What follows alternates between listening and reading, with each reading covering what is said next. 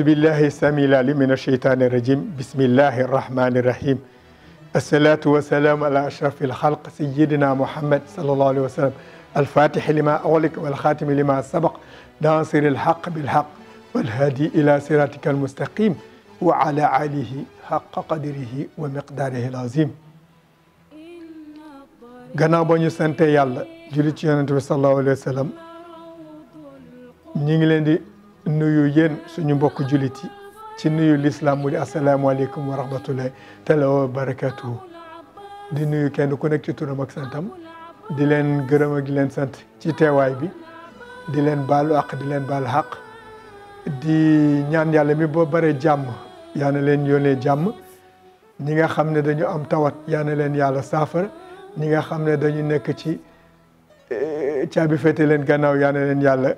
génn ci jàmm ñu dellu seen njaboot ñu dellu di waxtaanaat ci ki nga xam ne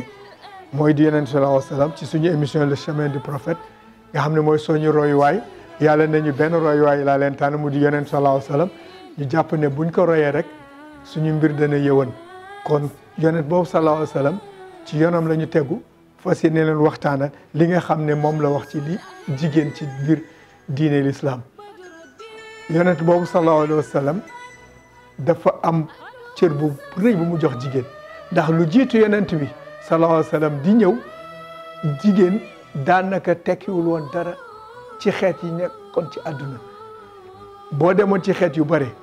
jële na ñëw ci téere yi boo demoon ci xeet yi nga xam ne am na benn xeet bu nga xam ne diine bi ñu doon yor muy diine Murra ci Inde ñoom jigéen dañ ko boole woon ci li nga xam ne naka mooy maanaam objet yi nga xam ne sax dañ ko daan doonu te loolu sax amoon na ci xeetu arab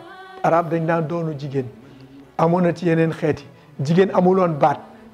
am na sax xeet yi doon wax naan jigéen xelam ak xelu golo ñooyam xeeboon jigéen delloo ko gannaaw ba nga xam ne arab yi ñoom seen bopp dañ daan bañ doom jigéen ba bu ñu ñëwee ne la sa jabar wasin na jigéen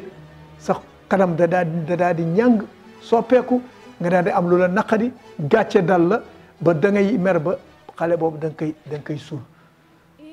Omar radiallahu anhu di woon saaba ci yonent bi dafa naan wax yonent bi sallallahu alayhi wa sallam ya rasulallah am na ñaari mbir yu nga xam ne métti na ma lool dama xam ndax yàlla dana ma ko baal mu ne ndax suul naa ñaari doom yu jigéen ndax booba dugguma woon ci l'islam yeneen du ne ko waaw l'islam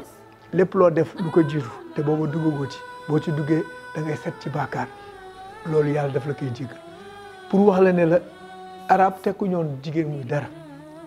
yonent bi sallallahu alayhi wa sallam ba mu ñëwee jigéen a ko njëkk a gëm ndax ki ko njëkk a gëm mooy soxna Khadija moo doon soxna yonent bi sallallahu alayhi wa sallam yonent bi mu amee ñaar fukki at ak juróom toll ci waxambaane dafa dem wuti liggéey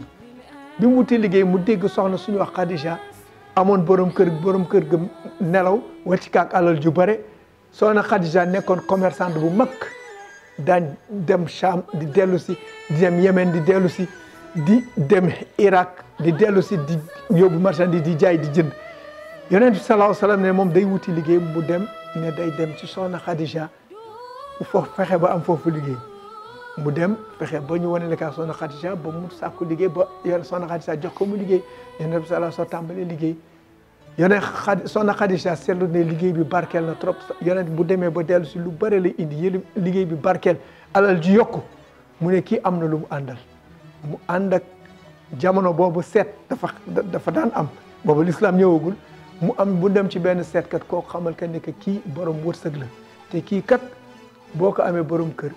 wax dëgg yàlla sa mbir dana baax soxna Khadija fexe ay pexem ba yonent bi sallallahu alayhi wa sallam takk ka mu jël alalam jox yonent bi takk ka yonent boobu sallallahu alayhi wa sallam ba muy seeg Khadija amuloon beneen soxna bu dul Khadija ba ni Khadija génne àdduna moom rek la amoon ci soxna te Khadija rek moo ko jural njaboot yonent bi sallallahu alayhi wa sallam ne kera ba mu demee ci xaaru Xiraa fa nga xam ne fa la daan wéetale borom toog wéet di xalaat ci asamaan ki bind asamaan jant bi di xalaat daal di xalaat ci àdduna di xalaat booba mi ngi gëstu boppam di gëstu diineem di xam kan di seet kan mooy yàlla fa la ko Jibril fekkee ba Jibril wàccee li mu ko njëkk baat bi mu ko njëkk wax mooy iqra mu ne ko maa qaari man nekk ma kuy jàng mu ne ko iqra mu ne ko maa qaari man ma nekk ma kuy jàng mu gësam ko mel nga jàpp xale ni ngay gësamee xale noonu nekk iqra nee na ko man nekk ma kuy jàng mu waxaat ko ba mu di ñetteel yoon mu ne ko maa qaari lu may jàng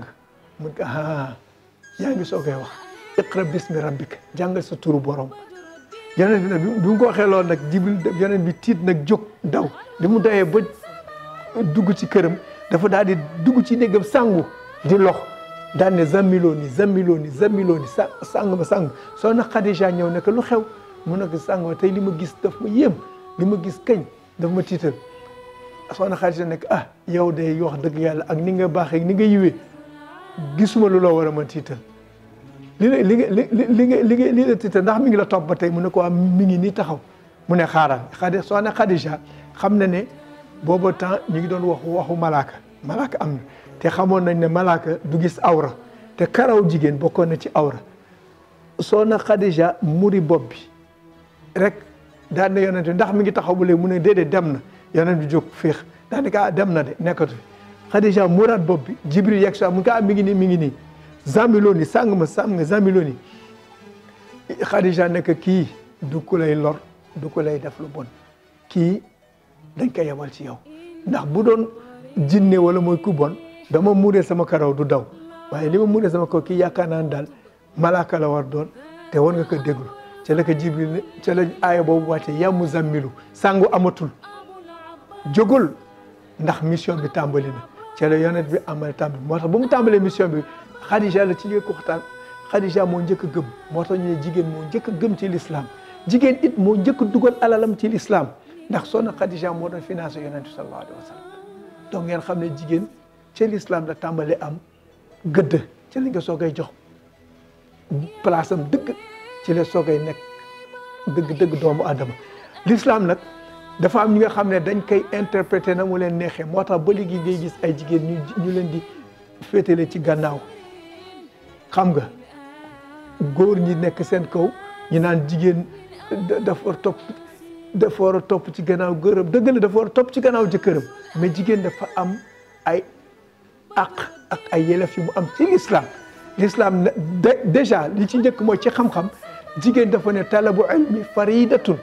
jàng farata la ala kulli muslimin julit bu góor wa muslimaat ak julli bu jigéen kon jox na déjà jigéen place bu am solo ndax nee na dafa war a jàng foo dem ci alquran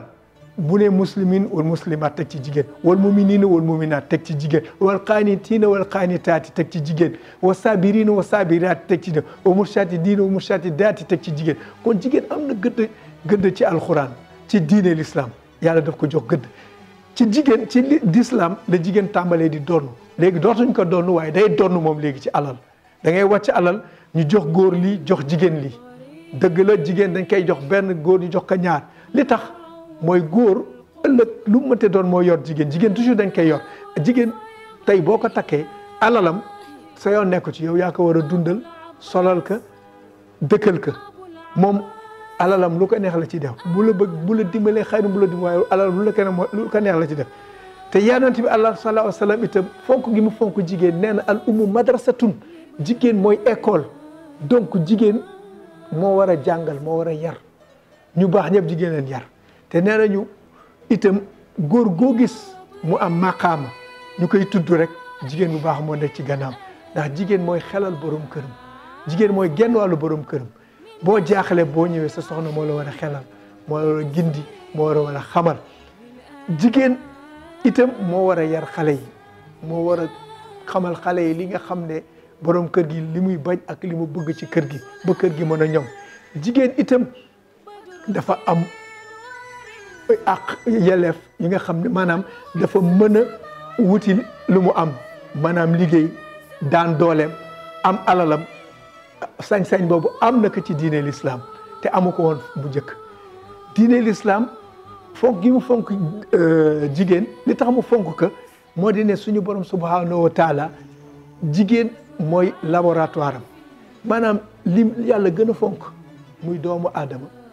yàlla mi ngi koy mooñe ci biiru jigéen yàlla mi ngi koy mooñe ci biiru jigéen mooy ëmb juróom-ñeenti weer mooy wasin ci biiram la yàlla di fekk di togg xale bi muy am tànk nekk lu mu deret ba pare am tànk di màgg ba mën a juddu am lépp mat daal di juddu doon jigéen mooy laboratoire la moo tax jigéen yàlla fonk ka fonkeel googu kon nag jigéen ñi seen bopp wax dëgg yàlla war nañu xam ne l'islam may na leen gëdd loolu daal loolu la bëggoon wax ci jigéen li nga xam ne moo di waru garam ci diine l'islam ak li ko yàlla may ak ni ko yonent bi fonke kon nag suñu mbokk jigéen nañu xam ne l'islam delloowu leen gannaaw l'islam dafa am lu mu leen sant ñu war ko def comme ni mu ko santee góor ah kon nag ñoom waruñu yaakaar ne dañ leen delloo gannaaw li fi nekk kañ mooy mauvaise interprétation de l'islam moo tax ñuy relégué jigéen parfois ci second plan kon nag danañ ci dugg gën a détaillé incha allah rabbi ci yeneen émission danañ invité sax ay borom xam-xam ñu mën leen wax ci li nga xam ne kan mooy jigéen dëgg-dëgg ci diine l'islam. Donc pour revenir un peu sur le thème d'aujourd'hui concernant la femme dans l'islam, il faut reconnaître qu'avant l'islam, dans beaucoup de religions et dans beaucoup de sociétés, la femme n'était pas considérée. Dans la Chine ancienne, dans l'Inde ancienne, les femmes n'avaient aucun rôle, elles n'avaient aucun droit, elles étaient considérées comme des moins que rien. Il y a même dans des sociétés où la femme était considérée comme un singe, parce qu'on disait qu'elle n'était pas aussi intelligente que l'homme. Et même dans certaines contrées, la femme faisait partie des objets que l'on héritait. Et ça se faisait, cette pratique se faisait dans le monde arabe. On avait dans l'Arabie, qui s'appelait le Hijaz. À l'époque, avant l'arrivée du prophète Mohammed sallallahu alayhi wa sallam, la femme faisait partie de l'héritage. On héritait de la femme comme on héritait d'un objet. Également, les Arabes, le plus souvent, n'aimaient pas avoir des filles comme enfants. Quand on venait annoncer à un dignitaire arabe que sa femme avait accouché d'une fille, son visage véritablement se renfrognait et vous voyez qu'il n'était pas content. Et le plus souvent, ils enterraient vivant ces filles pour montrer leur mécontentement. D'ailleurs, l'un des compagnons du prophète, Omar al-Khattab, une fois avait dit au prophète, « Ya Rasulallah, il y a deux choses dont j'ai peur, que Dieu ne me punisse pour ça. » Quand le prophète lui a demandé qu'est-ce que c'était, il lui a dit, véritablement, avant que je ne devienne musulman, pardon, j'ai enterré deux filles. Parce qu'à l'époque, on n'aimait pas avoir des filles comme enfants. Mais maintenant, je me demande si cela m'a été pardonné. Le prophète lui a dit, avant l'islam, c'était une pratique courante, mais dès l'instant que tu es entré dans l'islam, tous tes péchés t'ont été pardonnés. Quand on prononce la shahada et qu'on entre dans l'islam, on devient aussi innocent que l'enfant qui vient de naître. Donc on n'a plus de péché et c'est comme si on recommençait la vie à zéro. Donc pour dire que la femme avait pris une importance avec l'avènement de l'islam. Parce que la femme, c'est le laboratoire divin. C'est là où Dieu façonne ce qu'il a de plus précieux, c'est-à-dire l'être humain. C'est dans le ventre de la femme que le processus, la gestation se fait et avant la naissance. Donc c'est là-bas où Dieu arrive à façonner l'être humain avant qu'il ne vienne au monde. La femme, le prophète a dit Al-Umu Madrasatun. La femme est une école. Donc, c'est à travers la femme qu'on apprend beaucoup de choses. Et il a dit en plus, dans une société, si la femme est bonne, la société est bonne. Mais si la femme est mauvaise, la société devient mauvaise. Parce que la femme a un pouvoir dans la société, parce qu'elle est une école. C'est à travers elle qu'on apprend, c'est elle qui éduque les enfants. En fait, l'éducation incombe à la femme. La gestion de la maison incombe à la femme. Le respect des règles de la maison incombe à la femme. Et pourtant, la femme a le droit véritablement de travailler, de gagner sa vie, d'avoir de l'argent, de faire du commerce, d'être employée. Ça fait partie des droits que la femme a dans la religion musulmane. La méconnaissance de la religion musulmane fait que souvent, on a tendance à minimiser les femmes, à les reléguer au second plan. Mais elles ont des droits bien qu'elles ont des devoirs, elles ont des droits et elles doivent, comme l'homme, apprendre leur religion. Elles doivent, comme l'homme, savoir ce que Dieu veut et pratiquer comme l'homme. Parce que Dieu a dit la connaissance est importante aussi bien pour l'homme que pour la femme, à travers un hadith du prophète. Dieu a également dit que la femme doit véritablement acquérir des connaissances parce qu'elle doit pratiquer sa religion comme l'homme, parce qu'elle sera jugée au même pied d'égalité que l'homme. Donc il y a une égalité totale entre l'homme et la femme, seulement que l'homme est chef de famille, la femme est chef de famille, parce qu'en toute chose il faut un chef. C'est pourquoi l'homme est chef de famille. Mais cela ne veut en rien dire qu'il est supérieur à la femme. Non. Il est chef de famille, mais égal à la femme devant Dieu. Et ils seront jugés à égalité devant Dieu dans leur pratique de la religion et dans la gestion de la famille. Donc voilà, d'une manière ramassée, le rôle de la femme dans la société islamique. On y reviendra plus amplement avec des invités pour véritablement vous faire connaître le rôle de la femme et qui n'a rien à voir avec ce qu'on voit actuellement, les femmes qui sont reléguées au second plan et véritablement mal intégrées. Donc voici ramassé ce qu'on voulait dire sur la femme dans la société islamique. On y reviendra de façon plus ample dans les détails au fur et à mesure de nos émissions. Donc on va s'en arrêter là. On vous remercie de votre attention et on vous dit à la prochaine, Inch'Allah Rabbi.